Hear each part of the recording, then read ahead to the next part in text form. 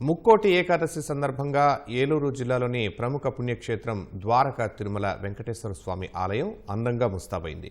వైకుంఠ ఏకాదశి రోజు స్వామివారు నిజరూప దర్శనం ఇవ్వనున్నారు. ఉత్తర ద్వార దర్శనానికి వచ్చే భక్తుల కోసం ఆలయ అధికారులు విస్తృత ఏర్పాట్లు చేశారు.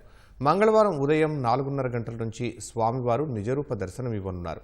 సుమారు 40,000 మంది భక్తులు దర్శనానికి వస్తారని అధికారులు అంచనా వేశారు.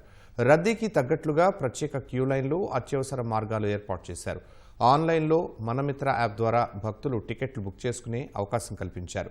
దర్శన ఏర్పాట్లను collector Vetriselvi, SP Pratap Shiva Kishore, Gopalapuram MLA Maddipati Venkatraju పరిశీలించారు. ముక్కోటి ఏకాదశి సందర్భంగా స్వామివారి దేవస్థానానికి అధిక సంఖ్యలోని భక్తులు విచ్చేస్తారని చెప్పేసి మేము భావిస్తున్నాము. అందుకు తగ్గట్టుగా కూడా మేము క్యూ లైన్లని ఏర్పాట్లు అవి చేయడం జరిగింది. వచ్చేవారికి మంచినీరు, క్యూ లైన్స్, అలాగే హెల్త్ ప్రాబ్లమ్స్ ఏమైనా ఉంటే వాళ్ళకి ఇచ్చేయడానికి మెడికల్ క్యాంప్స్, అలాగే పోలీస్ శాఖ వాళ్ళ తాలూకా సహాయ సహకారాలు కూడా తీసుకుంటున్నాము. 500 రూపాయల టికెట్, 200, 100 రూపాయల టికెట్ పెడుతూ ఫ్రీగా పెట్టడం జరిగింది.